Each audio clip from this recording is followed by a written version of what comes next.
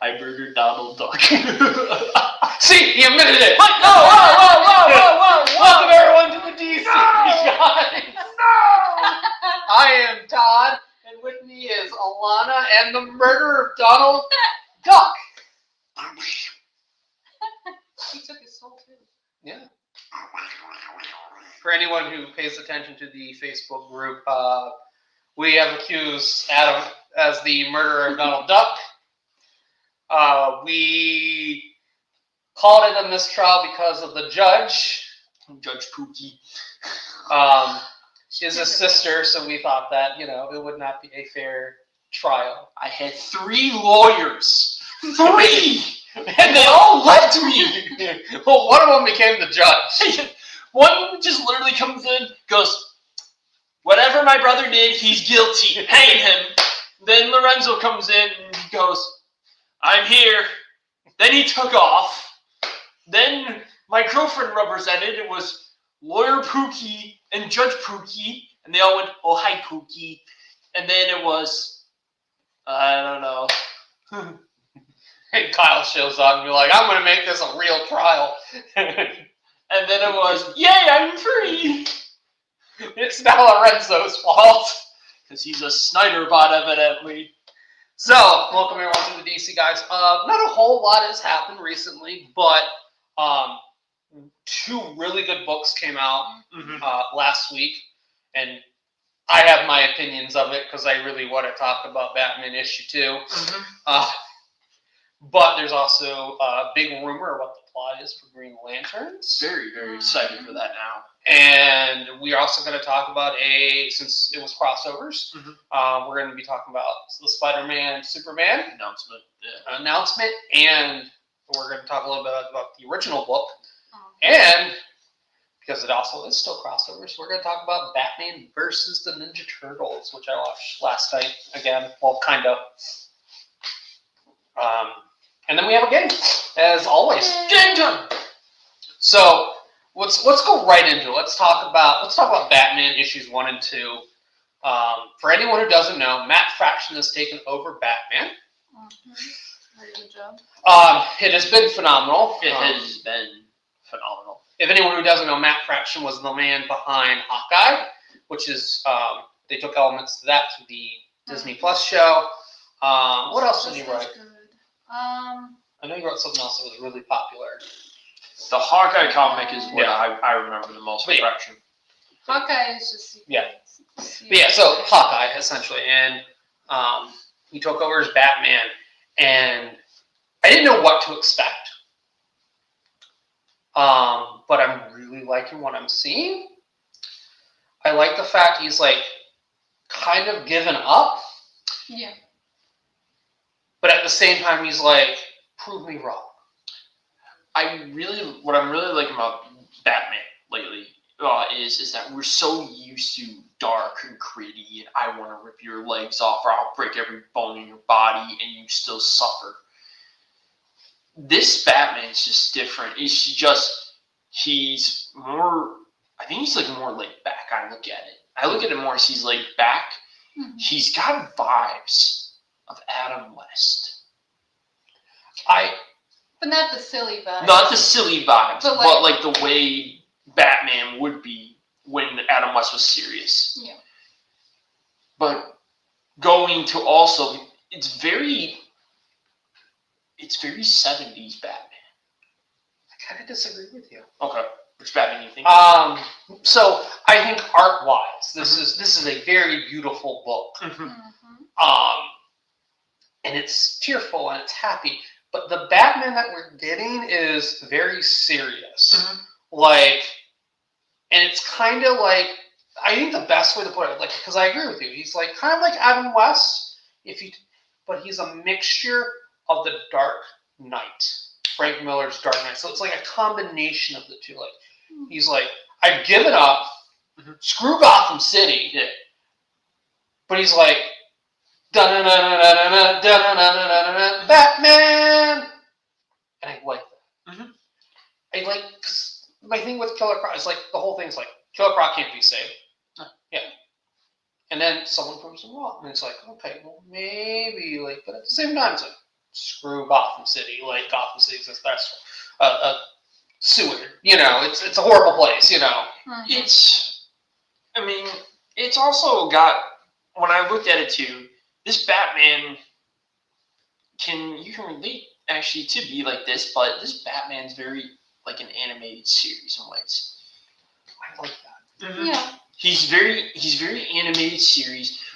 When we meet Robin, it's definitely giving me vibes of the animated series and the New Adventures. Mm-hmm. You could, but everyone, when we read Batman comics, I don't know, you guys still hear the voice of Batman? I mean, It depends on the book. Who have you been hearing in Matt Fractions? Oh, it's Brave and the Bold. Exactly. That's exactly what I've been hearing. I either hear Brave and the Bold or oh my gosh. Or the Batman. That's another one I hear. Why am I blanking on his name? Kevin Conroy? Kevin Conroy, yeah. I agree with you. It's a mixture of both. I agree, Todd. I feel like Diedrich Bader is now the new voice of Batman. Mm-hmm. It's very much like you said, serious, but he has that little goofy tongue to it. I for this book, yes. I don't think he's the new voice of Batman. No, I mean the definitive Batman. When you read the comics, you're hearing Conroy. Yeah. But it's like, what was it? There's a page. Can we talk about the one panel? Why is the Batmobile out in front of the Wayne Manor being washed? By Damien. By Damien. Like, that, this is the reason why I wanted to talk about this book. I'm just sitting here going, what's going on? Like, are we going to talk about this? Like, for a fact, there's like news reporters all over the place. Why is the Batmobile right there? Like, you have to address this at some point. See, my thing is now I'm thinking Wayne Manor is like really hidden. It's just like hidden. It's like, okay, we can bring a secluded area where it's like most paparazzis don't show up. I could see that, but it's like, you don't put that out in the open. Like, it's like if Bill Gates was Batman, like, is Bill Gates going to leave his Batmobile in his front lawn so it can be washed? No. He might. Maybe Alfred just didn't have time. And Alfred's dead. Well, yeah, Alfred's an AI. But here's the thing. Maybe Damien's being punished. That's what I'm thinking. Damien's a little shit.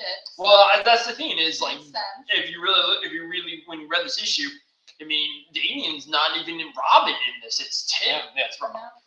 But I want to go to a panel, and this is why I brought it here. Is it relates to what's going on in like America and stuff like that. Batman goes, police brutality and murder puts us on the opposite sides, officer. I really think this Batman is definitely for our generation. Yeah. Mm-hmm. This is definitely where I don't care. I don't care. I know what's good and what's wrong, even though he's dressed up like a bat, being a vigilante. Mm-hmm. I mean, he literally is the officer of Gotham. There's only, he has to be, because who's the head of the police now? Right. It's Vandal Savage. Mm-hmm. So, which I want to know what his plan is. It's like, you've been immortal for how long, and you decide, you know what, I'm going to be the commissioner of Gotham City. I'm really wondering, like, what is what's the take? Is the Gotham PD going to be wanting to hunt Batman? Well, I think that's what number 3 is going to be about. Because at the end of number 2, they're like, "Oh, Batman and Robin are now our public enemy. They're public enemy number 1, and we are no longer going to be associated with them, or they're our enemy now." So my thing is with the villains. Are the villains going to go, "Oh, there's Batman and Robin, get him," or are they Seems going like to? something the Joker would do. Well, or is Batman going to be working with the villains? Because the villains are very chilled.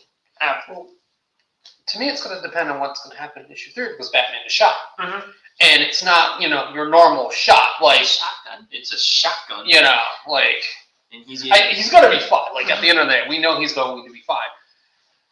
The question is how big of a role is that going to play? Because Matt Fraction came out and said like this is a Batman and Robin story with Tim Drake. Well, it's like with Hawkeye. You remember in the Matt Fraction Hawkeye series? Never read it. Never read it? Oh. Um. So Clint, he's always like bandaged up. Yeah. In every single issue when I was reading it, and so I'm like, okay, maybe it's going that route where it's just like Batman's, he's gonna get hurt, but it's like it's not gonna stop him from doing what he's doing.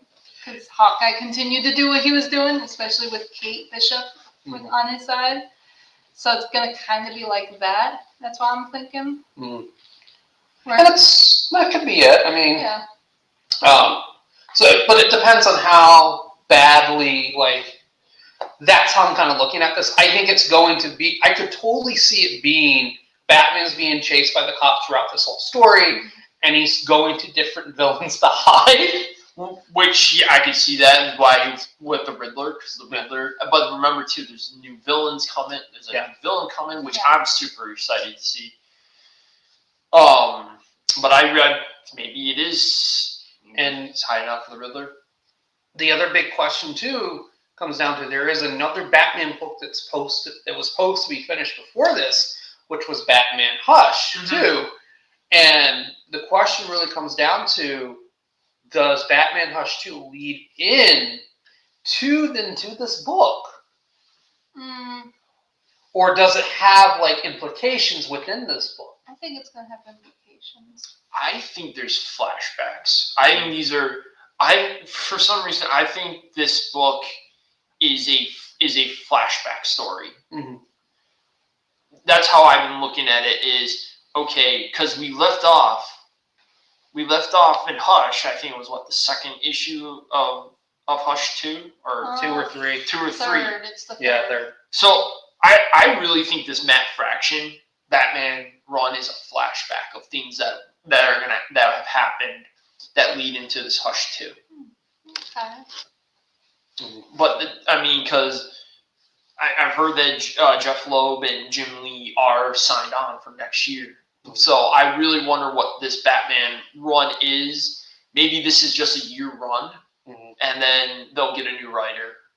I really hope not, because I'm really liking what I'm reading right now. I love Fraction. I think it's been the best one. Well, how many issues do you want Fraction's run to go for? This is my thing, because I think it doesn't matter the number of issues. Mm-hmm. I want him to really hit on the Vandal Savage's commissioner, and I would like him to do at least something with the Joker. Yes. Yeah. That'll be, I don't know, to me that sounds like it might be at least 20 to 30 issues, because you can only fit so much in those small comics. I want and then I want Batman and Catwoman to get married. I just want to really, it's a story. It actually just leads on to more and more. Even though Fraction says you could pick up one issue and you'll still know what's going on. I like that. I love that issue 1. I didn't have to read issue 1 to get issue 2. Mm-hmm. Yeah. And I kind of have that same feeling when issue 3 comes out. Mm-hmm. Yeah. Because I could totally see him not continuing that story. I can just be in the maybe he gets out of bed and maybe you see he wakes up out of the coma or something. And that seems to be what DC's motto is lately. Because even with Gunn's DC universe, you don't have to watch everything to understand what's going on.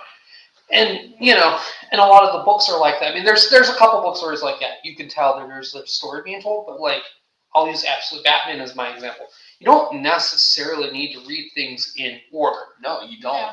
I mean, right now, I think the Bane story, you probably have to with the Bane story. But that first 7 issues, no, you're in the middle of a story. You just got to pick it up, and it does a little recap. It tells you what's happening, and if you really want to know, then you go and you pick up the other issue. Absolute Wonder Woman, there's a whole new story to that too. Yeah. So it's that one I felt like you have to read each issue. Superman, no. Superman, Absolute Superman, no. Yeah, Superman you can just pick up.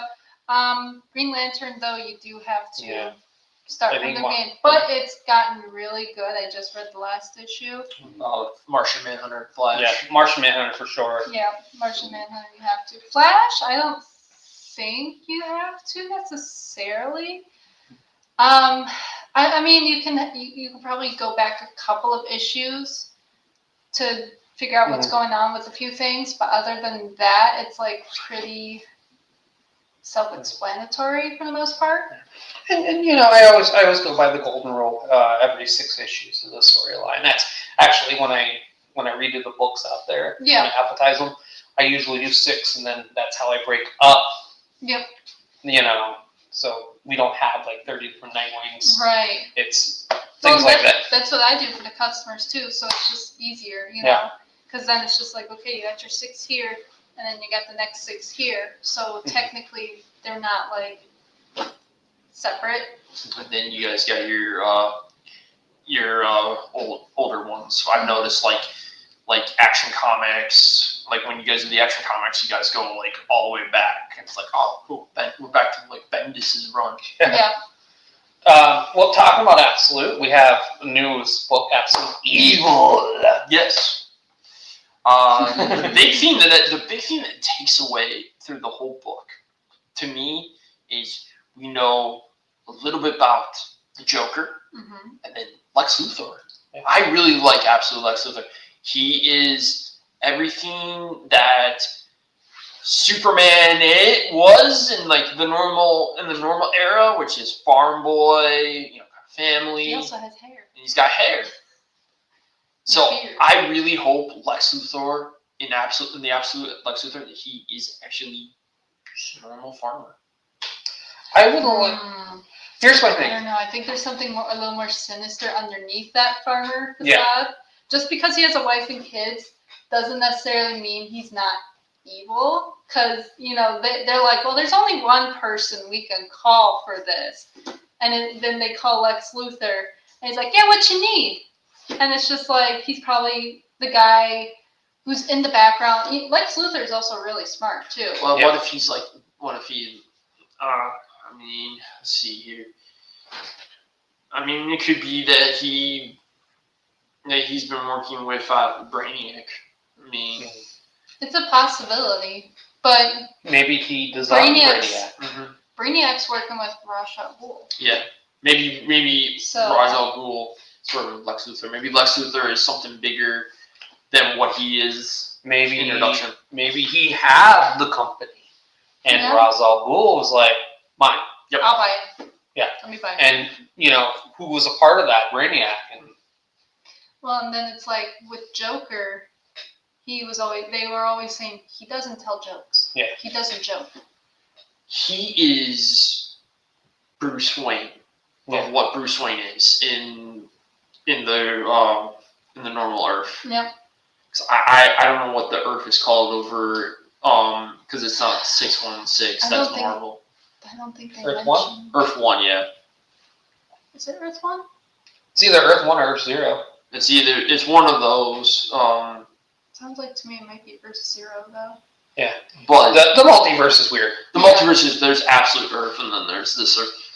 To me, the Joker is what Batman is, but we're going to see the twisted side, and Very soon. I'm really interested of what makes him. What does the twist?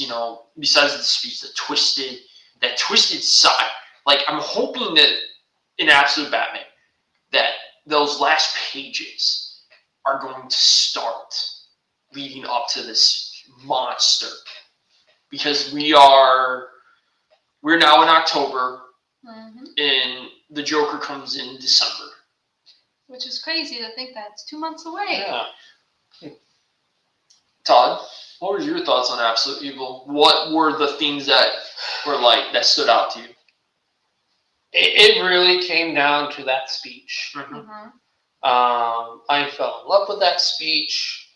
I love the fact that the villains know what's going on. They know that okay, our universe is screwed up. Mm-hmm. We don't know why it's screwed up, but we know that evil is what fuels it. Evil is what gives it power. And I like that. And I love the fact that like the final line said, we have to be the Justice League. Because if we're not evil, our universe gets destroyed. In their perspective, these guys also probably think that those heroes are the evil ones, that they're the ones that are causing the problem. So we have to stop them because our Earth is evil. Mm-hmm. Maybe that is a big thing. Because when we look at this Earth is very different compared to our normal. I mean, Wonder Woman, once again, is from hell. Yeah. That is completely different. Batman is a construction worker, but he takes his symbol and literally takes it and turns it into an axe and chops people's arms off. Well, and he's also friends with the villain. Well, that's a very big theme, and then he grew up with them. Mm-hmm. So evil could be theme. What if this whole universe? What if eventually, like, Batman turns twisted and becomes evil, and Superman becomes evil? Like, that whole Earth is the reason why evil. And then it crosses into Crisis, where you have the Earth One that has to come in, and they actually have to fight these guys. What do you think? I think it would be really interesting. Here's my thing. It's not necessarily that. Can you imagine when you do a Crisis story? The absolute heroes or villains, whatever we want to call them, they fight Earth 3. Okay. Think about that idea. I mean, I can also see that as a possibility. That's if they're going with a crisis event. Oh, they're going to a crisis event. They're doing the new history of the DC universe. They're going into a crisis event. Why is it always a crisis event? I'm loving the way DCKO is looking. Like, DCKO is becoming. It's all setting up for something big. And we got this is off topic for a second. We got New York Comic-Con coming up. Yeah, and there's gonna be lots of DC announcements. Oh yeah, I forgot about that. So I should think about that too. It's this weekend. Mark your calendars. Yeah. But we got 2 big DC books that are coming out this week. Oh, actually, Alanna, sorry, my bad. Erase that. What did you think of Absolute Evil? See, I just thought of that. It's off topic. See, I loved it, but at the same time, I'm like, ooh, okay, so looks like they're all like, oh, so we're in agreement. We're going to go and kill these guys, so everything will be balanced. Everything will be fine and restored. So I'm flipping the page, and it shows the Hall of Justice. And I go, oh, shit, they took over the Hall of Justice. Okay, so maybe they're the Justice League. Well, they we are the Justice League. And I'm like, okay, that makes sense. But then it goes to the title, Absolute Justice League. And I'm like, so what are we calling this? Is the next comic? Is it going to be Absolute Justice League, or are we still sticking to Absolute Evil? I think it's going to be Absolute Justice League. I think that's the team. I really do. I think that's the team. I think Lex Luthor. I'm wondering what Lex Luthor's going to do, though, in the next one, because it just ended with him being on the phone saying, how can I help you? Here's the thing. I think Lex Luthor is the customer service rep. I think Lex Luthor is the leader of the Absolute Justice League. I can see that. I don't. Who do you think it is? It's going to be Joker. Who do you think is Joker? Because the Joker is the one who sat there and goes like, we are on an evil Earth that is powered by evil. I figured that out. So it's my company figured it out. So, all right. We know when we go to the speech, what if the Joker is to automatically be like, okay, I'm not evil enough, and maybe that's what causes him to turn into something. See that? Something. But it's like a demon. Well, so I can also see him presenting to everyone, being like, well, my company's been working on this sort of like serum or toxin to get rid of Batman, and it ends up being Like, you know how Joker falls into a bad acid? Well, maybe Joker's like, well, because I'm not evil enough, I have to show them. And so he injects himself with it, and that's why we get that monstrous looking Joker that looks like a kaiju monster. So I have two theories of what could possibly happen of why he is the Joker. Number one, like I said, I don't really think he's gonna get thrown into a vat of chemicals. No. I actually think the Joker will confront Batman before he turns into this psychotic thing. My thing also too is that I think the Joker thinks he's gonna be like, I can fight you the way I am, and he gets his ass kicked hard. Well, and then you gotta remember from Absolute Batman, the Bane particles now with Batman. After Bane, and then Bane like literally chopped both of its arms off, and then he's like, "Here you go, you guys reattach him, he'll be fine." Well, I think also too, like, Batman's going to break every bone in Joker's body, and then there will be that formula he's been developing, and he's like, I need this, or I'm not going to survive. I need it. Or it's going to go. It sounds crazy, but it's going to go maybe a way like Norman Osborn. Like Ultimate Norman Osborn was. I'm going to test this out. We're going to see what happens. And it's going to be an injection, and we're going to find out that he turned into something uglier than what we. I see him doing that too. Yeah. Because he's definitely, to me, Absolute Joker's giving, Ultimate Green Goblin. Mm-hmm. Yeah, I see Green Goblin with him. What do you think of Green Arrow? Oh, poor Ollie. Well, because I was reading it, and I was like, oh, look, Ollie, we're going to have Green Arrow. Great. And then I flipped to the next page, and it's Hawkman disposing of Ollie. I go, oh, never mind, he's dead. No coming back from that. Yep. I really don't think. I think there's a different Green Arrow. I don't think it's Ollie. I think it's. No. There was Speedy. He was talking to Speedy, so I could see that. Don't cancel Speedy out just yet. Well, I said no. It's me, a different Green Arrow. It's not Ollie. Here's the thing, though. Hawkman's going there. He's been killing all these superheroes for decades, and I'm just like, whoa, okay. Why is Hawkman the one doing this? Like, I was just like, okay, who's he gonna do next? Who has he killed? Who hasn't he killed yet?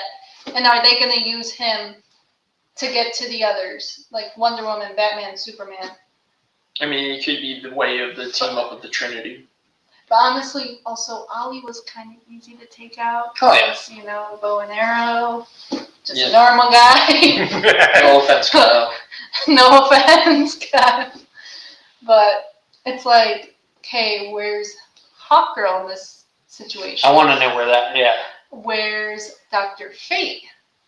Will we get a Dr. Fate? Just the Justice Society. Where's the Justice Society in general? It's like, where is everyone else? I mean, Zatanna was mentioned, or we're going to get Zatanna in Absolute Wonder Woman, which will be great. But it's like, well, now we have this Hawkman just killing a bunch of superheroes. So it's like, okay, who's next? Who are we going to see dead next? It'd be kind of cool because this is with the Justice Society, with the heroes of World War II. How cool would it be where these guys were superheroes, but they were spies? Oh, that'd be cool. And like their job was to eliminate these threats. Yeah. I think it would be really cool. Turns out they weren't really threats. Oh, I mean, it could be. I mean, it'd be really cool to see like a Jake Garrett. Yeah. Yeah. I mean, I'm also wondering, where's Absolute Aquaman? Yeah, where's Aquaman? This whole thing. Cyborg.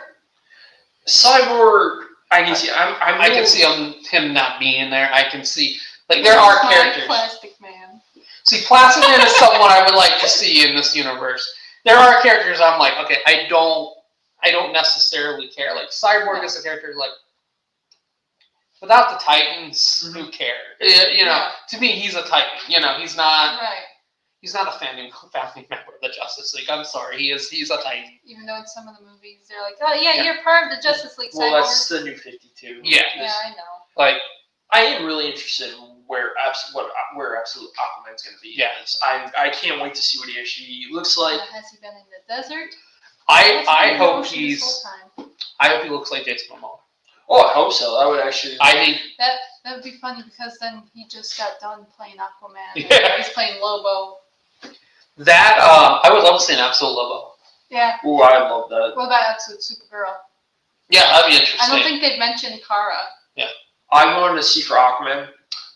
I want to see. I want him to have fish hands instead of normal human hands. I want fish hands, but I want the other hand to still be a hook. Yes. Okay. I want gills. Yeah. I want full gills. Screw it. Well, I don't want fish hands. I want a fin. I want a fin. A fish head. I want a fish head. Okay, we're but- going fully into the ocean now. Yes. So it's like, Yeah, it's the but, verse. Okay, Yeah. you gotta remember though, his mom, looks human. Is there. But this is the absolute universe. I know. I want her to look like Nina from Oh. Creature Commandos. That would be cool. Oh, that'd actually. be interesting. I could actually see that. You know. I want an absolute GI robot. You have no idea how much I want to see that now. Absolute Creature Commandos. No, just absolute GI robot. Yeah, we just want GI Robot. Fuck the other gun. You guys I want an absolute haunted tank. What about Absolute Detective Chimp? No. No. He doesn't want it. No, I don't want absolute detective chip. I want absolute Etrigan. That would be interesting. But talking about absolute, with back to the episode Batman, Scott Snyder was talking about another villain's coming. Ooh. Absolute Scarecrow's coming. Oh yeah. I am terrified already. I am. And we very- haven't seen photos of him yet. No, I No. think he's going to be shown on Saturday. I think he's gonna look scarier than Joker. He's going to look probably like the Scarecrow If from you- the Arkham. If you notice, they'll show us pictures of the villains. It's like, oh, here's this guy. Oh, okay, yeah, he's pretty scary. Then Bane. Oh, yeah, he's intimidating. Joker. What the fuck is this? And then Scarecrow's just gonna be like, Nightmare Fuel. Scarecrow's going to look like Freddy Krueger. Yep. I don't want anything. I just want him to look like a normal human being. And then he just turns into something. No. Oh, You just want him a human being. normal human being. Doctor suit and everything. That's scary. Oh, so like Dark Knight 3. Yes. Because technically he was just a normal human being and he had the mask next to him but just never wore it. Yeah.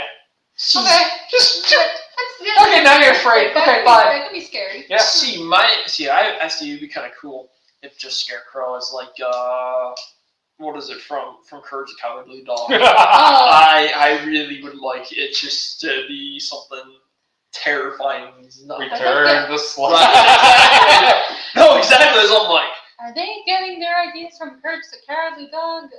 DC, can you confirm this for us? it is one. I really do hope, what I would really like with the Scarecrow is, it's the whole Arkham team. Yeah. And, these are sadistic doctors.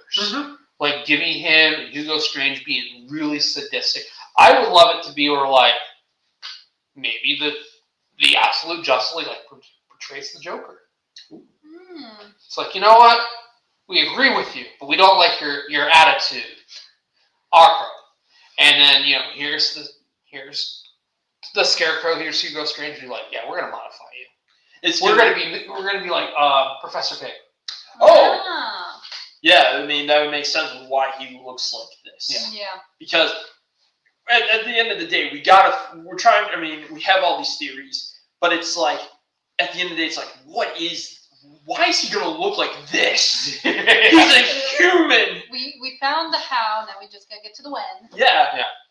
Like, And I really am hoping that Scott Snyder will talk about this stuff at Comic-Con. Just give us little hints. Tell us, oh, here is this issue when you will find out why he looks like this. But, the Joker, after December, he did say the Joker arc will be a lot bigger than Bane's arc.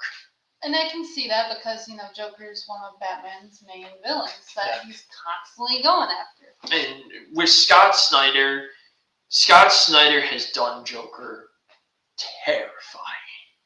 I mean, the Death Family, that was terrifying.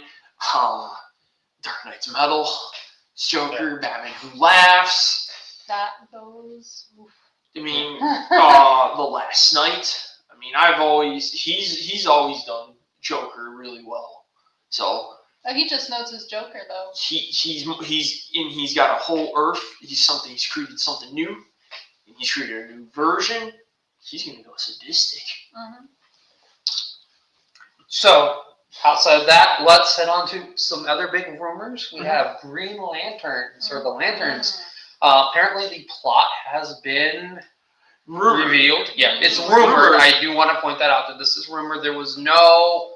Take everything with a grain of salt. There was no sources for this rumor. Everyone's spreading it, but yeah, there's no sources towards it. What else is new? What we're doing, we're going to be talking about it too. It's going to be Alan Scott is a veteran Lantern Corps member who is found dead, or finds a conspiracy going on and is end up dead, and it's up to Hal and John to figure out what happened. There's your detective aspect, because they did say Lanterns is a detective series. Mm-hmm. And then there's something bigger, I guess, growing in space. That killed Alan Scott. That killed Alan Scott. And then does it lead into possibly Brainiac? Which could lead into Superman. Because everyone's saying it'll lead into the next Superman. I think this could possibly be the plot. Because Alan Scott is a Green Lantern that not a lot of people know. Well, he's not really a Green Lantern. I do like the fact that they're like, screw it, we're taking away his original story. Mm-hmm. He is a full-blown Green Lantern. I like that. I feel like that, and do that in the comic books too. Like, just make him be like he was the first human Green Lantern. Yeah. And just like, you can still have it be like he found the lantern at the train station or whatever. Yeah. I like that. I'm more worried what they're going to do with Guy Gardner. Yeah. Because if the rumor is true, they're saying that like Guy Gardner is one of the reasons why Alan Scott got killed. What I can see with Guy Gardner, because he's got that asshole bravado. Mm-hmm. So he's like, I feel like Alan Scott would contact him about something where he's like, oh, you really need to come check this out. And Guy Gardner's like, I'm part of the Justice Gang. I don't need to come and check this out. This isn't my problem. And he's like, but you're also a Lantern. You should come and check this out. And then all of a sudden, it's just like, Guy Gardner's like, I don't need to. You're fine. You got this. Mm-hmm. You're also a Lantern too. And then hangs up. All of a sudden now, Alan Scott's dead. And then Hal and John are like, well, where were you? And, did he call you? Mm-hmm. And Guy Gardner's going to be like, well, I mean, yeah, he did call, but I'm doing my own superhero stuff. Yeah, I'm kind of busy. I'm a pretty big shot superhero. And so now it's going to lead into them going like, you're a Green Lantern like us. Why didn't you go to the call? Yeah. Like you should have. In the course. Yeah. I mean, even though Guy has said, I'm a Green Lantern. I mean, he flat out says that. But no, I mean, she nailed it. Yes. To say that will end up being that. It's just interesting that this all of a sudden came out. Because I really do expect we are to get some kind of Lantern trailer soon. Oh, yeah. Because it's like, what, coming out next year? It is. Which month? It is to come out before Supergirl. Yeah.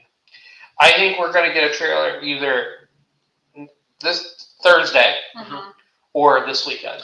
Yeah. I am thinking this weekend. I'm thinking Saturday. I do. Is there a DC Studios or DC? I know Marvel's I know Marvel. I couldn't tell you. Okay. I haven't really been paying attention to what's going on.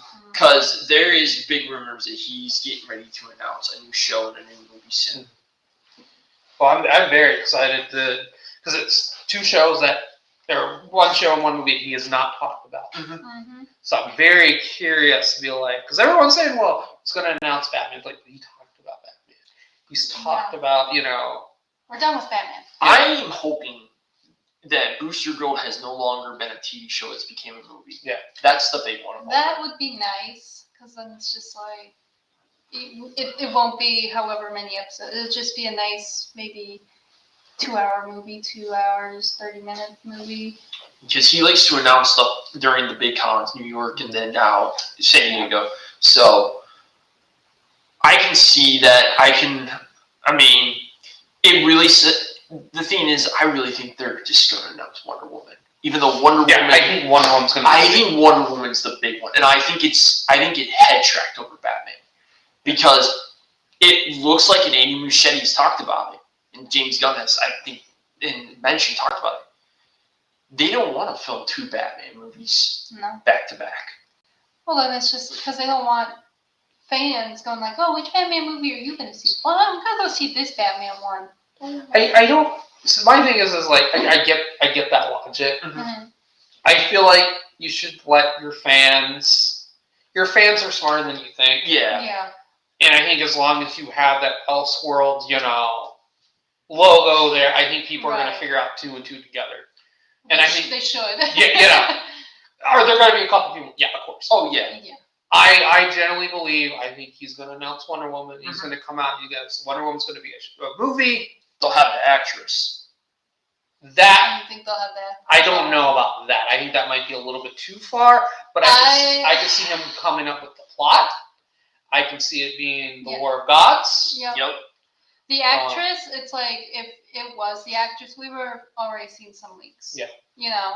Not necessarily. I think he's kept a lot of things hush hush. The Paradise Lost, I think, is done. Yeah, it's canceled. It's canceled. I think that's the big one that was canceled, and I think it turned into the movie Wonder Woman. Yeah. I mean, yes, everyone's going to be asking about Batman or Brave and the Bold. I mean, Andy Muschietti talked about it, saying that it will probably end up starting production in 2027. It will be out probably by 2028. What do you think of the rumors of Damien? I wouldn't be surprised. I'm not going to be shocked, but I also could see, because he talks about Batman a lot, and he talks about a particular run of Batman, and it's not the Grant Morrison run. It's Neil Adams' run. Because he talks about, he likes the creature of the night. Yeah. And he was on a podcast, and he was talking about the comics he read when he was a kid, and they were all Neil Adams and Dennis O'Neil run. How crazy would it be that it's not Damien, that it's Bruce Wayne, Dick Grayson's Nightwing, but it's Jason Todd as Robin. That would be really interesting. I would like to see that. Because, everyone talks about, when I listen to podcasts and things like that, everyone talks about, we've already seen the death of Jason. Like, no, you really haven't. No, you've only seen it in a cartoon. In a comic book. Yeah, in a comic. That's it. You haven't seen it in a movie, like an actual live-action movie. And I would like it to be like, make Jason Todd likable. Mm-hmm. Yep. Give him a personality. Yeah, give him that actual personality. We're going to see him, and I think what would be really interesting is that he actually lives. And Nightwing is the one who gets killed. Change it up just a little bit, and because you want that, we already know, if you see Jason Todd in the movie, we know he's going to get killed. We're getting an animated movie, which could possibly change the revolutionary animation again. The Dynamic Duo, and it's Jason Todd and Dick Grayson, and that's supposed to come out 2027. So, I mean, that would be cool that you tell these stories, and that this story leads into Brave and the Bold. Yeah. Even though James Gunn says not everything's going to be connected in this universe. But every time I've been listening to his interviews, but also too, it's also Andy Muschietti that's probably helping James Gunn with this. But they talk about a lot about old Batman, and old Batman is different compared to newer Batman. And that Batman was creature of the night. Like, you could have Jack the Reaper come.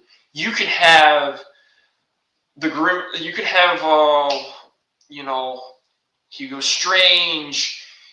It's that dark era where Neil Adams had. And Neil Adams, Dennis O'Neil, really brought the Joker back from being goofy to ha ha ha to I'm going to kill you era again. And I really think he's going to stick with that kind of Batman. But he wants the gray and blue with... I just want the yellow symbol again. That's my big thing, is I just really want that yellow symbol. It doesn't have to be gray and blue. It can be black and gray. All I really want, I want him in tights. I don't want a military suit. I don't want whatever the 80s movie was out of plastic. Rubber. The rubber. I don't want bat nipples. I want something that reminds me of Adam West. Yeah. Like, I want this to be, classics. Give me a classic. Like, you could have it be like, you could sit there and be like, yeah, it's bulletproof. Mm-hmm. Yeah. But Kevlar. It's fantasy fabric, bulletproof type, It's like Kevlar. Yeah. The big thing that I really want for Batman, and none of them have done it, and this would be the first time, is the cape closed up. He's in the shadows, and all you see is the eyes. All you see is white eyes, and the ears point out, and there's like a little bit of blue. I really want that kind of Batman, where he just lurks in the shadows. Yeah. And then he comes out like he did in Creature Commandos. Yeah. What I really want is the big thing. I want like Commissioner Gordon to have the That's the kind of Batman I want, where he just comes out, scares them, and talks. I feel like Creature Commandos also kind of gave us like a small insight to our Batman, how he's gonna be once he is here. Because just because we only saw him for 1 second on screen doesn't necessarily mean it's like, oh, well, we're gonna change up I think we're gonna get that whole cloaked with the pointy ears and the eyes. Well, in that episode, that flashback, there was more. There really was. And Gunn was like, I'm not ready to show up this Batman. I don't even know what my Batman looks like. So we're just going to do this scene. Let me see. That's it. But he was going to crash through the windows, and he was going to fight Phosphorus, which I still would love to see. I would love to have seen it be done. Mm-hmm. Without showing him anything. Like, it is a fight within a shadow. Like, Phosphorus is fighting a shadow. I think that would have been cool. That's what Batman's known for, too, is fighting in the shadows. Like, you don't see anything, but maybe you see a fist, and that's it, Yeah. But you can't see what color the suit is. Yeah. Because, it's in the dark. Because at the end of the day, you still need to be terrified of this guy. Yeah. Talking about Batman, there's a one particular actor who's like, hey, God, I'm your best buddy. How you doing? And people are calling him out, saying maybe he should be the Joker. Not necessarily. I don't think that would be the best, part for him. But Matthew Lillard is like, come on, James Gunn, give me a call. What do you think of Matthew Lillard in the DCU? I love Matthew Lillard, but I don't know. Yeah, there's two big rumors. He's pushed for either the Joker or Plastic Man. Okay, I can see him as Plastic Man. I want to see him as Plastic Man. I've already seen him as the purple guy in Five Nights at Freddy's or William Afton. He did a great job at that, but I can't see him as the Joker. Yeah. I can see him more as Plastic Man because of his portrayal of Shaggy. Yeah. And I love those James Gunn Scooby-Doo movies. We just watched them last night. And we're like, these weren't terrible movies. These were really good. It's just everybody at the time, came out at the wrong time. I wish I wish Scooby-Doo was like, he was the same age as Scooby-Doo, because I would love to just have Scooby-Doo just be in the DCU. But I think Plastic Man would be a really good character for him. out of everyone that we talked about, John Mulaney or Ben Schwartz, Dwight from The Office, Ray Wilson. I'm having like this like interesting like idea of like Matthew Lillard would if you do it to a point where he's older, Yeah.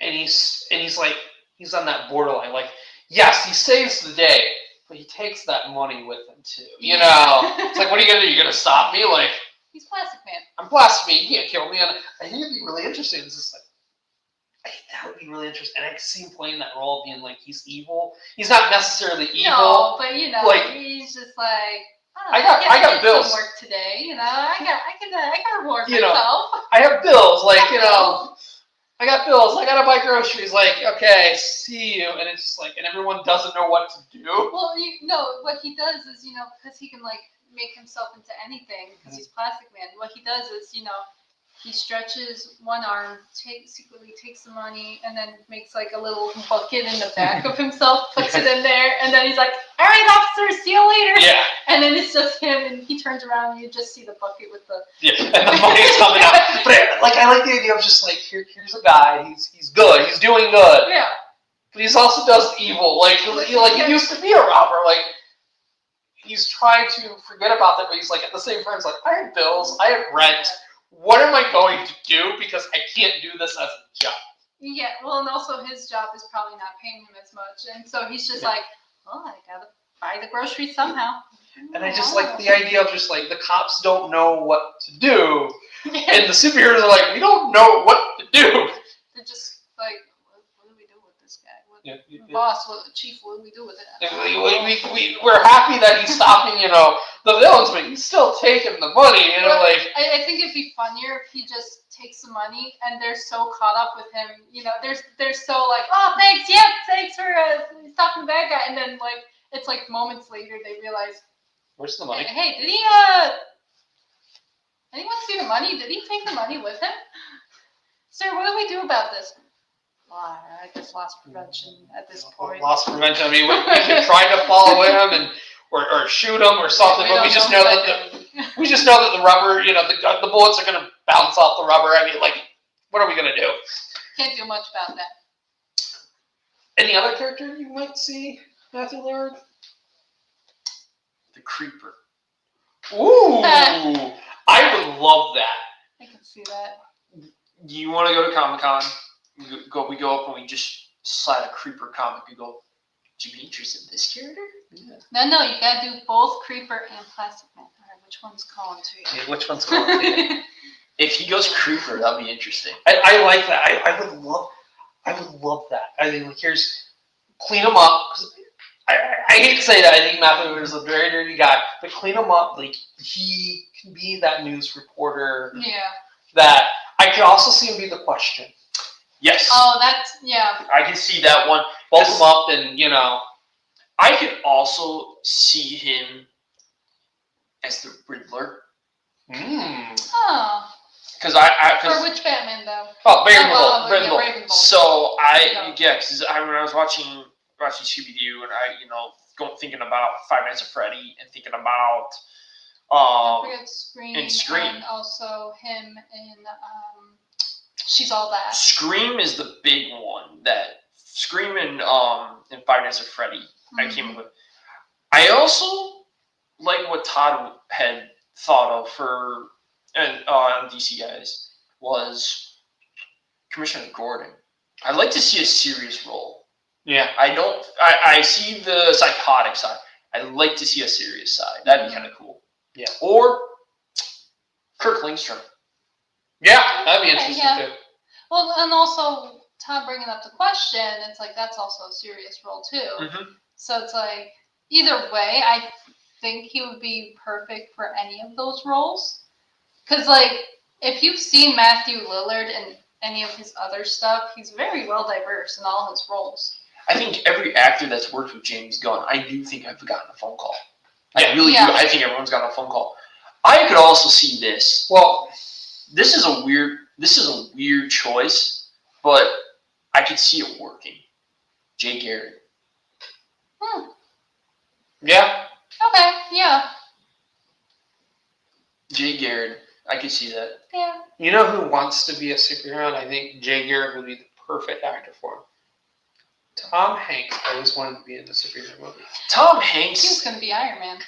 Tom Hanks. That was Tom Cruise. Oh, I'm sorry. Yeah. Tom Hanks Wrong was Tom. supposed to be in the DC movie. Was Blackhawks, wasn't it? Yeah. Yeah. Well, Steven Spielberg was in Yeah. the Blackhawks. Hawks and Tom Hanks was supposed to star in it. Yeah. Which I do think that Blackhawks is going to be made. I think he's just going to get connected with Sergeant Rock now. How many people know Sergeant Rock? Let's actually talk about that comment that James Gunn made. It's like, yeah, we have to focus on the big heroes. Mm-hmm. We can't focus on the D-list, C-list. See, that's a little crazy, especially for James Gunn, but that makes so much sense because we are activating a universe. Yeah. And we have to introduce the big three first. I think we've been introducing side characters here and there, and I'm loving it. Let's talk about it. The first James Gunn production was, besides Suicide Squad and Peacemaker, was Creature Commandos. Yeah. No one knew who those guys were. Now everybody knows them, and everybody loves G.I. Robot. Peacemaker Is a prime example. I never thought I was going to give a frick rat's ass about that. Granted, I think with Peacemaker, it was not just James Gunn, but it was John Cena. Yes. But, Mr. Terrific. Mr. Terrific. Yep. I liked Mr. Terrific in the Justice League animated movie. Because he's the smartest man, and then of course in Batman Brave and the Bold. Yeah. I mean, the smartest man besides Batman And Lex Luthor. So yeah. Mr. Terrific. Yeah. But Mr. Terrific, I think, has now become something bigger. Guy Gardner. Yeah. Guy Gardner was very big in Brave and the Bold. Now he's big in the DC universe, and I mean, he's already Superman, Peacemaker. Now we're in Got our Lanterns. Hawk Girl. Go ahead. Yeah. What I'm saying is that it's not necessarily you bring in the A-listers to bring in the C-listers. Mm-hmm. Yeah.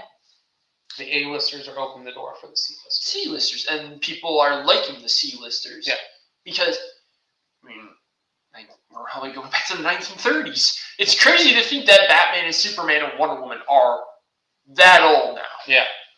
And I think it's really interesting because the fun thing is that we can take these C-listers and E-listers and change them up a little bit because nobody really knows who these guys are. Like James Gunn has flashes. Unless you're a professional in Yeah. that character. Unless you're like a comic book historian. But like at the end of the day, take a look at Vigilante, and he flashes like, I took so much liberty with the Vigilante. Like his name Vigilante, there's something wrong with him. So I'm just gonna do whatever the hell I want because no one's gonna really care because no one read the book. I do like Vigilante though. Yeah, see, that's the thing. No one read the book, but here's the character. I love Vigilante. Yeah. There we go. Peacemaker. I mean, Peacemaker's he's a hot topic. The shirts are a hot topic. Lorenzo just picked up one. Who would have thought that in a long time? Yeah. Bloodsport. Everybody wants Bloodsport to I'm come waiting back. to see if they make an Eagly plush. Oh yeah. Yeah, Eagly. Everybody likes the bird now. Well, except for the guy who has bird blindness. So, and Rooker. Yeah, Rooker. So it's crazy to think that, but no, I get James Gunn because you do the big three, then you can move on to Flash, Aquaman. And then it doesn't all have to be the culmination. I always wanted it to just be the Justice League had actually existed, but it sounds like, because of Superman, the Justice game existed first. I really, really hate that thing. Well, that's the thing. I really want it to be just the Super Friends. Well, that's the thing is he's gonna end up changing. He just does that to piss everyone off. Yeah, I know. Let's talk about I was looking at this on Twitter. This is really interesting. The fans were starting to talk about this. James Gunn followed Aaron Taylor Johnson. Craven himself. Quicksilver. Kick-ass himself. Quicksilver himself. You didn't see that coming. I didn't think about this one because You're not gonna like what I gotta say, but continue, please. He's got no there. He's ripped as hell. Are you thinking what I'm thinking? What are you thinking? Next Batman. Yeah. I really forgot Alan Taylor Johnson because I was thinking, he'll just stick in the Sony universe. The big one was everybody wanted him to be Bond. I could see him as Bond. Batman, I don't know. Here's the other one that I think, because he's still young. Mm-hmm. Nightwing. Yes. I could see him as Nightwing. It's all going to be based around what they're going to do with Titans. Yeah. And how old Batman is. To way it sounds like, when we look at this, when I'm looking at the Neil Adams run, Bruce Wayne is 40. Because in his run, Dick had graduated. Because Dick graduated from high school and he's in college, so he's on his own sometimes too. Yeah. I can definitely see a 40-year-old Batman, and I can see Aaron Taylor Johnson. But everything that Gunn says is every actor is calling, every manager is calling, going, my client is better for Batman, and you just need to see it. It's just crazy to think what is going through James Gunn's mind when every day all they're going to call. They probably got a receptionist just writing notes going, this guy wants to be Batman today. Well, we should call him. We should. Remember, we should be Batman. Me. I got bulk off. Remember with Superman, when they were trying to find their Superman, they were putting the suit on everyone. And then they were trying different suits to see which one would work.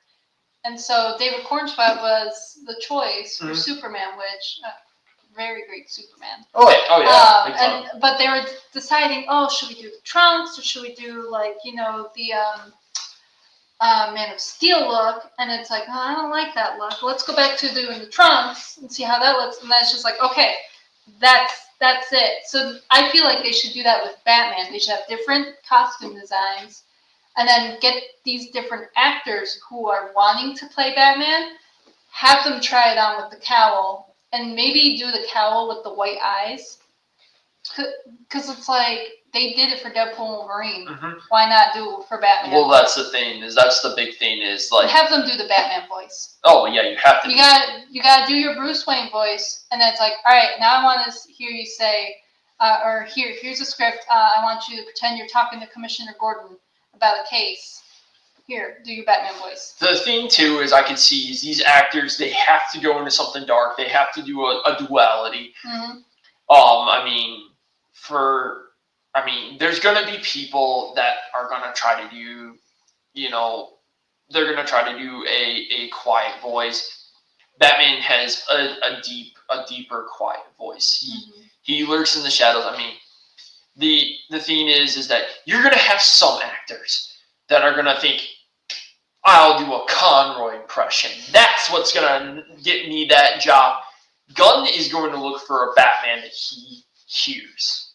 It's got to be a unique Batman. You can't just be a carbon copy of someone that used to be Batman. You can't be like, I'll do what Val Kilmer did. I'll do what Conroy did. You can't just do it. You gotta be your own Batman. I'll do what George Clooney did. I'll just be George Clooney. No, we're not doing that. James Gunn would not do that either. What if there's an actor that decided to put on the costume and he just started talking like Adam West? I want to see like a Brave and the Bold, the cartoon, like Batman, for live action. I think that should be the direction that the movie should go. Because you can't go too realistic because then it ends up like the Batman. Right. You got to have the fantasy aspect because it has to tie in with Superman. Yeah, you have to have some distinct. And I just feel like that like the Batman animated series was too grounded in my opinion. Like towards the end, it got a little bit more fantasy. Well, we missed going off topic of those 2 episodes of Batman series was there were 2 episodes I still think would have been probably the best Batman episodes. I was really interested in the one that Bruce was talking about in terms of Dracula episode. But the one episode that I really wish they had. I know there's probably storyboards. I know there's probably stuff for that. The gun. Have you heard the story about? Yeah. I wanted that one, and I don't know why Fox Kids. Because it had a gun. It had a gun. Yeah. Well, also too, was it the Was it Dream of Darkness? There's a floating gun that shot Bruce Wayne's parents. Their cartoons are so weird because you have to remember, like, Gargoyle got pulled because of a gun episode. New Adventures of The New Adventures. So good. Yeah. But the New Adventures of Batman kind of. I mean, it didn't get canceled, but it kind of got pulled, and that's why they were trying to get Batman Beyond to work. Yeah. But and then guns were lasers because they were trying to get away from guns. But that's off topic. Yeah. But we've been talking about too much Batman. But let's talk about Superman. Let's talk about Superman, and let's talk about Spider-Man. Spider-Man does whatever a spider can. So, last episode or special. I don't want to say episode. Yeah, they're not episodes. These are specials. There was a big rumor going around that this Spider-Man and Superman were teaming up once again. The rumor is true. Reprint. What was it? They're releasing a reprint of the original, and then they're doing a whole new story. Yeah, a whole new story. And it's drawn by Dan Moore and Jim Lee, which they've been saving that one. Yeah. They've been saving.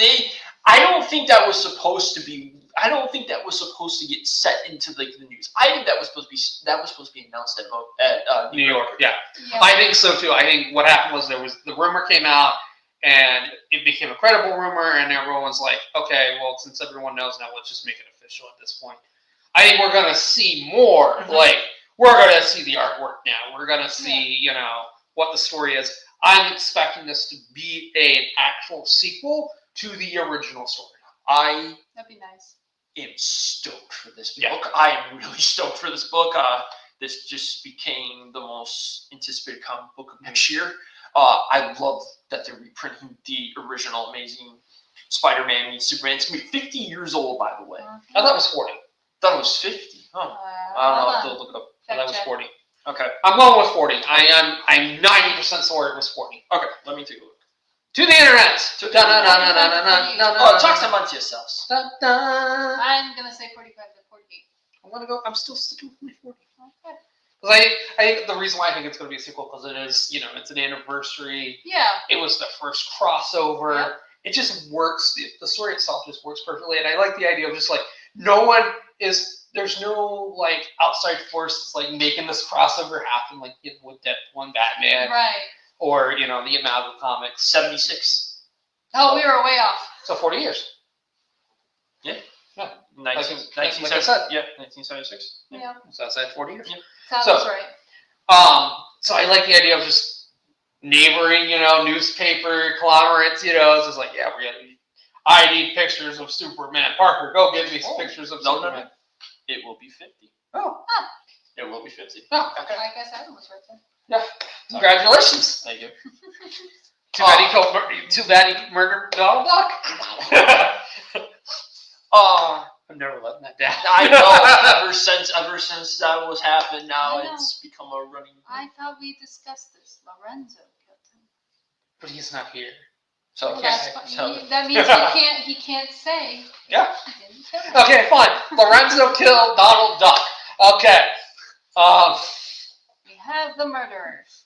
Oh, I'm totally I love that opening. I'm going to edit that part out, and I'm going to put it out there on the Facebook page, being he admitted that he killed Donald Duck on camera.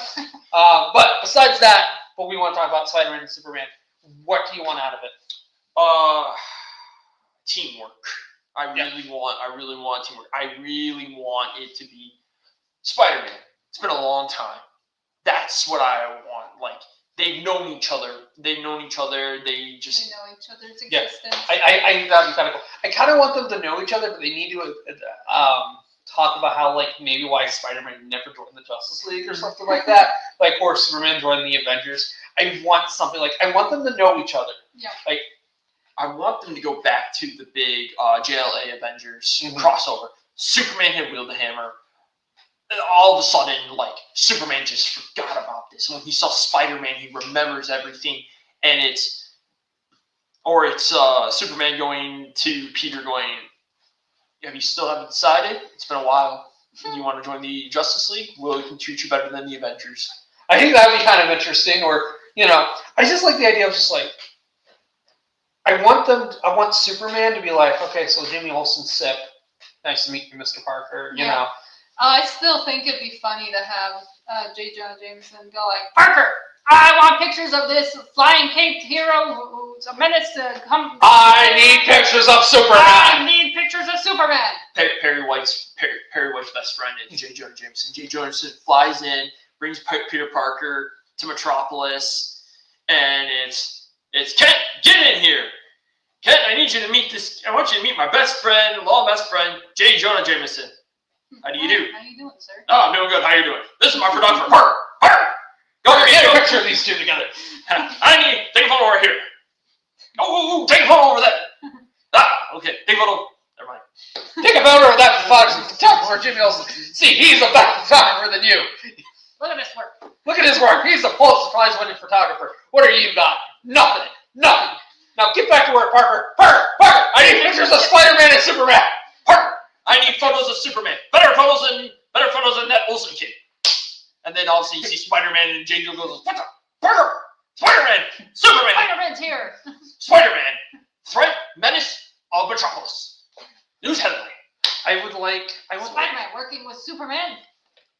I want there to be a business meeting between Harry and Lex. Yes, Yeah. or Norman. Yeah. Oh, I think Norman. Norman would be good. What did I say? I said Lex. Harry. Oh yeah, I meant to say Norman. Yeah. Yeah. I just wanted to.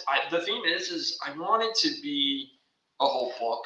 Oh yeah. I don't want the little stories. I loved it for Deadpool. I loved it for Green Lantern. But for Spider-Man, if it's 50 years, if this book's a 50-year-old book, and you are doing another crossover, I'd like it to be a whole book. Yeah. I want a whole story. Make it a whole book. Like I said, I'd like it to be a sequel to the original. Mm-hmm. Like they know each other. They worked before. Maybe they constantly have worked. And it's just like I don't want like universe, collapsing type of. Maybe talk about like Parker was there at Crisis on Infinite Earths or something like that. But I don't want like give me Captain America, Wonder Woman, type deal. Like major events have happened with them, but nothing like. I want them to remember these guys. Yeah. Because, they were a big part of the late 90s and early 2000s where they all worked together. Mm-hmm. That these heroes existed. So it would be interesting if they talked about, like, they lost their memories of these other characters a long time ago. And now all of a sudden their memories are coming back. And this is why we're doing these crossovers. And we're setting up for another big team-up event. We'll talk about team ups. Let's talk about a movie because we've been wanting to talk about DC movies and things like that. It's title for DC guys. It's called DC Rewind. Yeah. We originally were going to talk about Superman, and I was like, Adam, I don't feel like watching Superman right now because I kind of want to rewatch it before we talk about it. So I said, you know what, Adam, let's since we're talking about crossovers, let's talk about the big crossover that happened on DVD, Batman versus the Ninja Turtles. It was so funny too. I texted him like, I have to rent the movie, so I just watched Nostalgia Critics review. Well, the way it looked, like I have to rent Nostalgia Critic. I'm like, when did we have to rent Nostalgia Critic now? Okay, interesting. No, I meant to say that I have to rent the movie, so I'm watching Nostalgia Critics review because I do remember watching it. But it's like you want to talk about it again. You want to have it fresh in your mind. And it brought me back when I first saw it. Did you like it? Oh yeah, I always liked it. I wanted a sequel. I really wanted to. Yeah. Number one, I was shocked that Warner Brothers and Nickelodeon actually, and Paramount, all those guys were able to make this. Because this, never thought that was going to get made. Yeah. I was very shocked when they announced. Like, I knew this was a cultural juggernaut. Like when this crossover happened, like I knew this was going to be a big deal. I didn't think it was going to be that big to a point where other people are talking to other people with lawyers and everything to make this happen. The year was 2016? I think so. I think it's Because 16. Let's see. Teenage Mutant Ninja Turtles was extraordinarily popular on Nickelodeon. And then, of course, Batman is always big on TV and movies. So it made sense. And 2019. Oh, yeah, that was the same year Batman Ninja came out. Yeah. I remember I preferred this over Batman Ninja because Ninja was good. Yeah. No, they probably looked at this and they were like, well, what can we do with the Turtles? And they were like, well, Batman crossed over with the Turtles. Because, honestly, I thought Power Rangers and Turtles were going to cross over again first. Because at the time, Paramount owned Power Rangers with Hasbro. Yeah. So, it was a big shocker with Batman. And then, let's talk about it. Batman saying pizza time. The thing that I love about this, there were... I was just saying, at the end, before they left, it's like pizza time. Yeah. There are moments that were just great. Mm-hmm. Batman versus the Shredder. Yes. Damian being upset he didn't get to press all the buttons. Yes. Damian being upset he didn't get to beat up Baxter Stockman. Arkham Asylum and the Ooze. Mm-hmm. Oh, that was good with the joke, and then the Joker turning into a creature. Turned into a snake. Harley Quinn was a hyena. Two-Face was a two-headed cat. Poison Ivy, a giant plant. Polar Bear for Mr. Freeze. I feel like I'm missing one, but I don't remember. Wasn't Batman turned into a Batman into a giant bat. The Turtles dressing up as Batman was great. And it's just different, dialogue from different characters. Like Alfred going, I offered to make a gourmet meal, but they wanted pizza. Mm-hmm. Like, it was. It's just pure fun. It's something that like I said, I never thought would ever happen on a movie in a movie picture way. Mm-hmm. I don't want to say movie, just something that isn't just a comic book. The thing is that we had 2 more books after. Wonder why we didn't get the sequels. I bet you it was. I think it was a rights thing. It was someone knew somebody, and they were like, "Let's talk about this." It's always a rights thing. Because it leaves off with Shredder. Yeah. It leaves off Shredder was in the vat of acid chemicals. Yeah. And he became like a Shredder Joker. Yeah. So I really do think it came a rights thing, and just like, hey, this was a one-on-one deal. If it became big, like I don't think it was the juggernaut thing wanted it to be. Mm-hmm. If it made just using it as my example, on DVD sales, it made $100 million and something like that, and everyone made $50 million. I could see them making a sequel, but if it only made $50 million, why continue that story? Why? This is a weird thing to think about, but I mean, you had Nickelodeon, you had Paramount, Warner Brothers. Why did they not put it in theaters? That'd be a very, because I think it was animated, and I think it's one of those things where now all of a sudden you have to put more money into it, both in promotional and into the film itself. So I have one little reason, and this is interesting, is I think Warner Brothers has been scared. Even though they put out Lego Batman, but I think Warner Brothers has always been scared to put on another animated Batman movie on the big screen because of how bad The Mask of the Phantasm did in '93.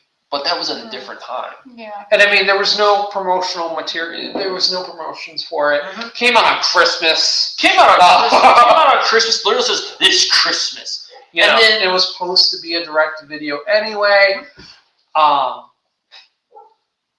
it's one of those things where I don't think it's because of that. I think it's just they had to put more money into it, and it's like we didn't really want to put more money in. If you really look at this movie, yes, the animation is still good. Mhm. It's still very cheap. You could tell it was done on a more cheap way. If they did, they would have to change the look of the turtles. They're going to have to, put more details into Batman and everyone else. I mean, there was a lack of the turtles were square, rectangular, Yeah. Batman, there's not much details. Now all of a sudden it's like, you're going to make a movie, you're going to put this on the big screen, now we have to add more details, we have to put more money, promotional, and it's just like, then we have to split the money. Like, I don't want to split the money, I just want all the money. Let me have the money, I mean, they made action figures for this, so they've won with that.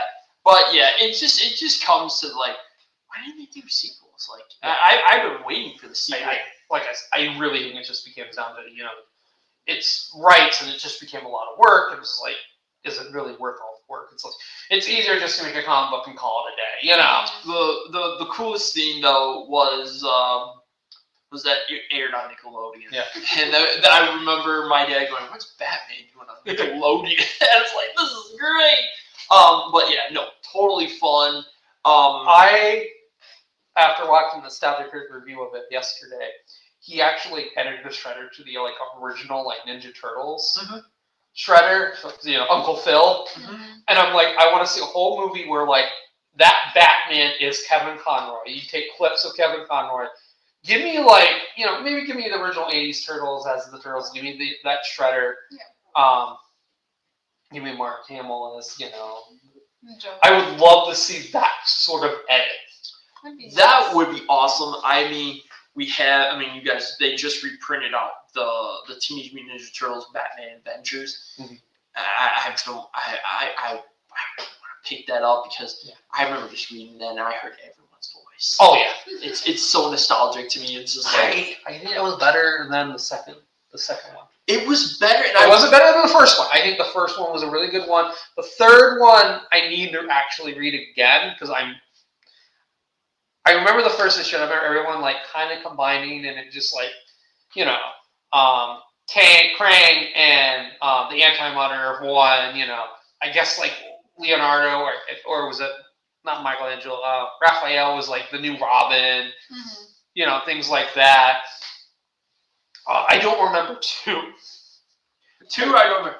See, I was wondering this, Todd. Do you think that they were trying to do the Batman Adventures one, and they were like, "Well, we got this one"? Because I think at one point, I think they were trying to get the whole cast, that whole animated series cast, because everybody was still alive at the time. It's a possibility. I think what it was is just hey, let's milk this while we can.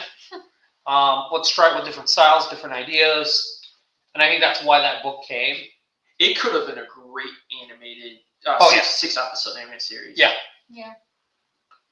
But hey, and you know what? It could happen, because there are rumors. Paramount, yeah, Paramount, Warner Brothers. I didn't want to bring that one up because I was like, well, we're just talking about the tour. But yeah, but we are going really off topic. Yeah. So it is game time. So for this, I had scenes in a hat. Yeah.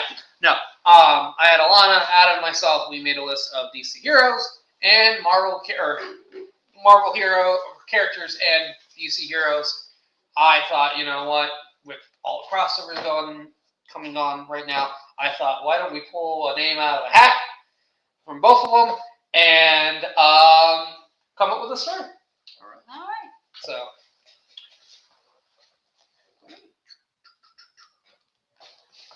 Madeline Pryor. Okay.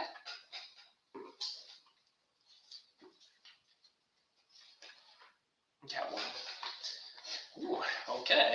All right, you need to help me. Who is? Yeah. You don't know who Madeline Pryor is? I do not. She's Jean Grey's clone that Mr. Sinister made. Okay. She's the one who is Cable's actual mother, and has literally been fooling us all that she was actually Jean Grey. Then Jean Grey all of a sudden shows up on the. If you watched also X-Men, the 1997. Okay. You should know. I should know. It's one of those things. I know that Jean Grey had a clone. I didn't realize she had an actual name, and I probably didn't pay attention. gonna go with something with diamonds. Mr. Sinister has a diamond that Catwoman's been wanting. Mr. Sinister steals a rare cat statue that might have they can turn humans into cats.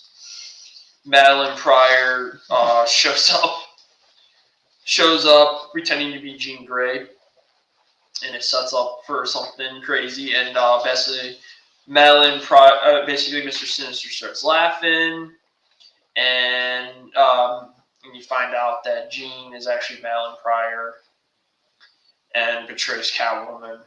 And it's all about just a rescue of trying to escape from the hands of Mr. Sinister.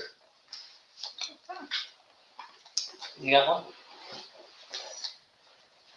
We're all coming up with a story? Yeah. Go with the story. Okay. Because I have one. I have one.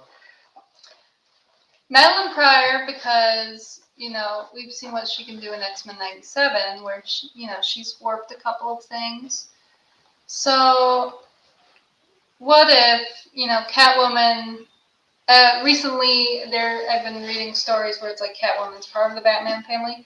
So, Selina comes back to the Batmansion, or, Wayne Manor, and Madeline Pryor's there, and, she's in Gotham on, some business of her own, and she gets her hands on Bruce and turns the whole Bat family against Catwoman.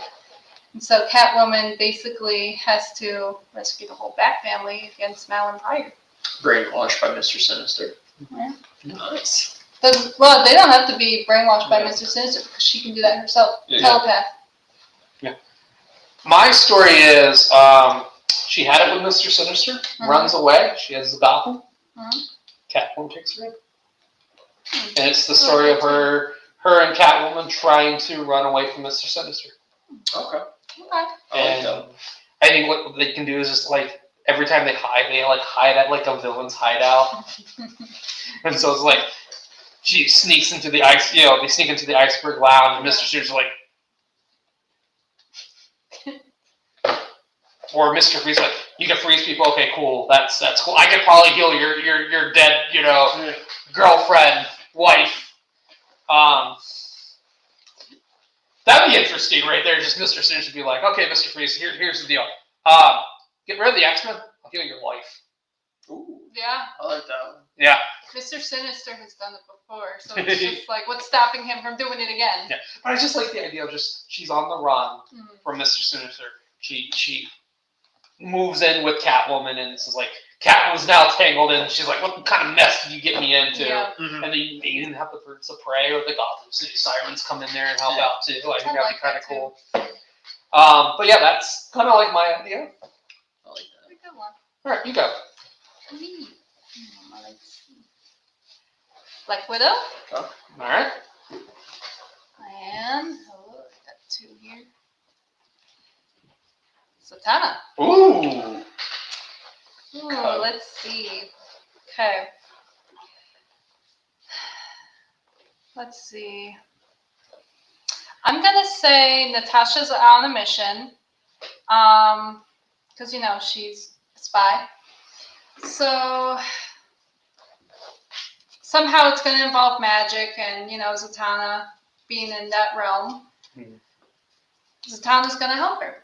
She's going to be like, hey, I see you need some help. And Black Widow's like, yeah, I really don't know what I'm dealing with this magic. And Zatanna's like, oh, here, let me help you. I know how to do that. And so they apparently there's a darker force that they come to find out that's bigger at play, and they just defeat it together. And Black Widow's like, oh, I like teaming up. We should do that again. That's what I got. I have this. I have Zatanna was framed for robbing something. And there's a bigger story to it, and so Black Widow is sent on this mission. She sees the magic show, and and something actually does go wrong, and so Widow thinks there's something suspicious about it, and so she goes undercover with Zatanna, and Zatanna and her are going undercover throughout the whole thing, and they go through all this magic. Zatanna and Black Widow's just amazed by it.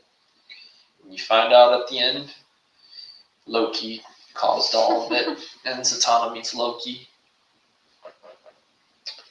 I'm trying to figure out a really interesting idea. I want this to be her father, Zatanna's father. Yeah. Satara, big name, and Black Widow as a child saw him, and obviously show business. So Zatanna is now coming to Russia. Mm-hmm. Now Black Widow gets to see her on the big show. And I generally believe something goes wrong on stage and Black Widow has to save her. Okay. I think like if it's Taskmaster or something, or Yeah. give me Dormammu. I want them to fight Dormammu. Like she's Zatanna. It's like my father has entered nine of the realms. Mm-hmm. Let me show you the 10th one, and she uses the words, and Dormammu shows up, and Black Widow's like, God damn it! There goes my vacation. There goes my vacation. I just wanted to watch a nice magic show. Now you pulled out Dormammu, and it's just those two working together to fight Dormammu, or give me maybe Zan the dead back. Mm-hmm. I just like the idea of like Zatanna does a show in Russia. There's, there's Black Widow. She loves magic. She grew up with her father's show. He traveled the world too. I like that idea. I just don't know where to go from there. I like the idea of maybe she opens up a realm and here comes Loki or Dormammu or Clara the Witch Boy. I think would be really interesting. I like the idea of maybe having Rasputin somewhere in there. Yeah. I think would be really interesting.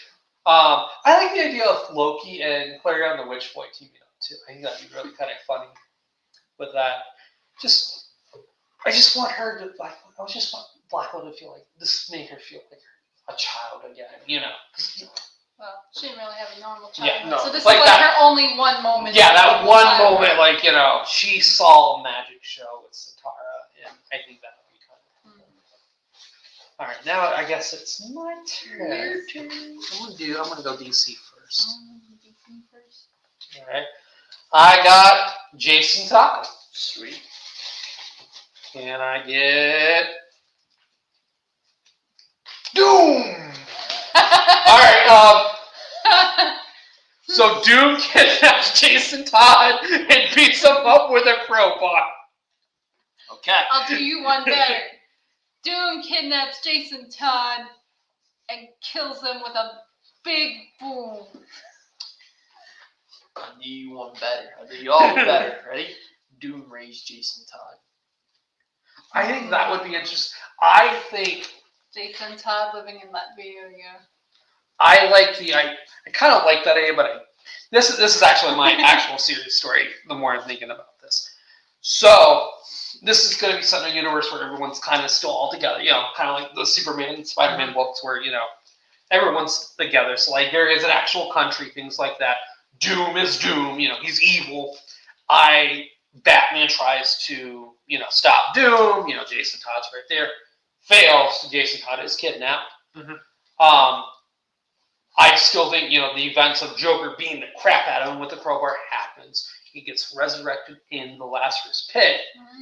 But after he's resurrected from the Lazarus Pit, Doom is now raising him in the arts of the magic, and then Jason Todd comes back to Gotham. You actually have a bit of my idea, which was Joker beats the crap out of him, throw him in the Lazarus Pit, Raish talks to Doom. Doom is like, I'll take care of him. It sounds because this didn't work, so I'll take care of him and I will teach him everything he needs to know. And you find out that Doom has trained Jason, Jason is now a leader of Liberia. He represents, and Bruce Wayne, and then he goes to Gotham, and Bruce Wayne bumps into Jason, finds out Bruce is stunned by it. So Bruce quickly objects into this meeting. Goes talks to Jason. Jason kidnaps Bruce. Bruce wakes up, and he's in Liberia, and Doom has been like, the infinite Batman himself. Doom had already knew Bruce Wayne was Batman. Yeah. There are characters I feel like if anyone would know who Bruce Wayne is or who Batman is, it would be Doom. Mm-hmm. Yeah. But Doom also calls him not the infinite Batman, but the infinite detective. And I think it'd be really interesting too. Is we talk about him bringing back, but like it comes at a price. Like a part of his soul, Jason Todd's soul, is like taken away. Mm-hmm. It's like bringing Batman to Doom is the only way to get his soul back. Right. I think would be really interesting too. Yeah. You got an idea? I was gonna do, what was it? Jason Todd was Red Hood? Yeah. Yeah, I was gonna do older Jason Todd. Okay. But instead of being Red Hood, over in Gotham and whatnot, he's Doom's second-hand man as Red Hood. Okay. Yeah, I like that. Doom basically, like Jason Todd gets resurrected, has no memory whatsoever, and Doom's like, let me take him under my wing, and I will teach him. And so Doom teaches him all this stuff, especially with like magic and whatnot. And he's like, you're doing really well. I want you to lead by my side, and we're gonna have you be called the Red Hood. And so he's called the Green Hood. I think it'd still be the Red Hood. Yeah. But Doom gives him a mission to go to Gotham, and that's when Batman finds out Jason Todd is actually alive. Because Batman goes to fight him, and he like punches his mask off, and so then it's like Jason Todd finally coming into the light, and Batman goes, Jason, is that you? And he's like, I don't know who you are, buddy. Like basically like almost like Winter Soldier-esque. Like, I don't know who you are. I have no recollection of Bruce Wayne or Batman. And then it's Batman's mission to like basically bring those memories back. But that's why he has to, I like the idea where he has to go to Liberia to get that part of Jason back. Yeah, I like that. So he remembers. I like that. It's actually pretty good. Want to do one more? Let's do one more. One more. You pull one from here. Okay. Alanna, you pull from here. Pretty good. Thanos. Detective Chimp. I already got the idea. I got mine. Ready? You go first. I need to hear yours first. Detective Chimp has the Infinity Gauntlet and wipes Thanos out. And that's it? That's it.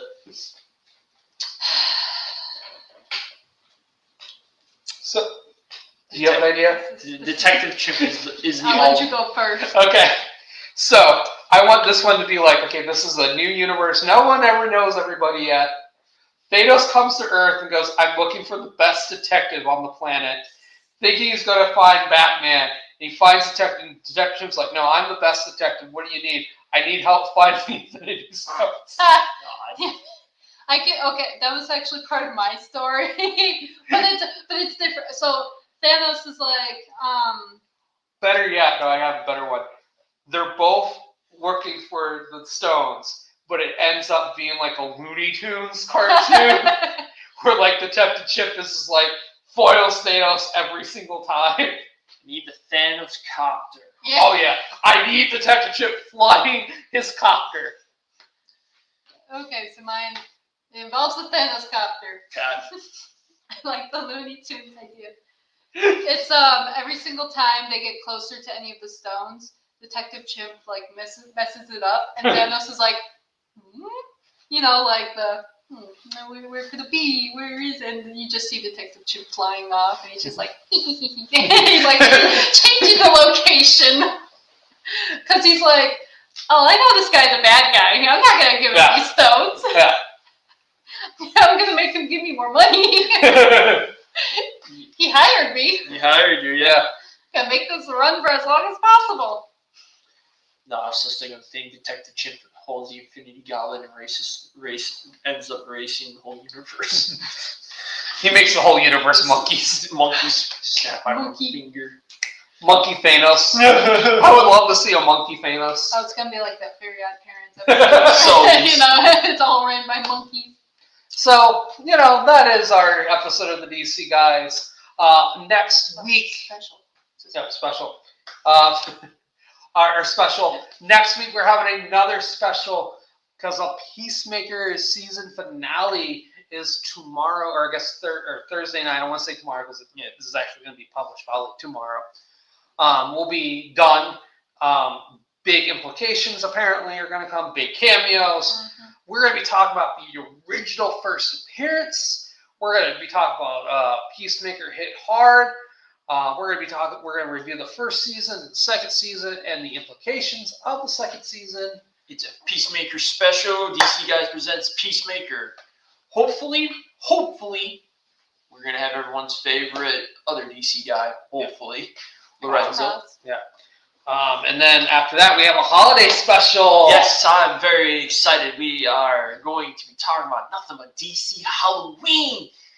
And I'm not going to reveal anything, but it's going to be exciting. We're going to talk comics, movies, and we're going to play some games. And we possibly might not be ourselves. Dun, dun, dun. Also, too, please support Superhero HQ.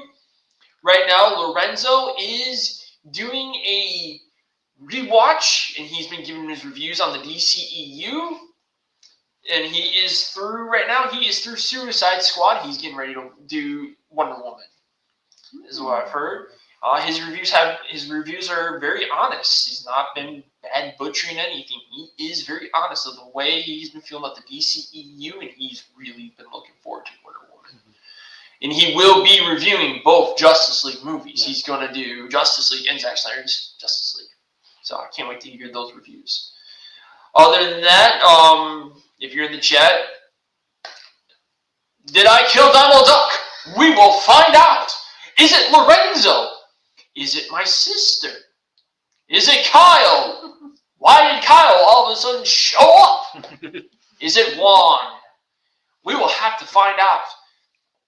And then also, too, go to your local comic book store for it is New Comic Book Week, Absolute Batman, Absolute Catwoman, DCKO, some big DC head hitters. So, yeah. Yeah, we got a couple of amazing things coming up soon. Both with Absolute Evil. We might do something with DCKO. Theories will be coming out. We will also be doing a rehash, I think, with the Peacemaker special. We will try to rehash a little bit of DC New York. Oh, yeah. Mm-hmm. Yeah, we'll have that, or we'll just do another special. Hopefully, I'm really hoping this weekend we're gonna get a Lanterns trailer. Yeah. Because we get a Lanterns trailer. We will definitely do a reaction video. I think we're gonna be getting something. I would love to see the poster. I just want to see the poster. That would be interesting. I'd be okay with the poster. But yeah, no, we are very much looking forward to the DC Peacemaker's final episode. This is the beginning of the DC universe of what will come to be in Man of Tomorrow, and what will become of possibly the story. Yeah. So thank you guys for all listening and watching. I'm Todd. I'm Alanna. And I'm Adam. The murderer of Donald Duck. Okay. Have a good night, everybody. Have a good night, guys.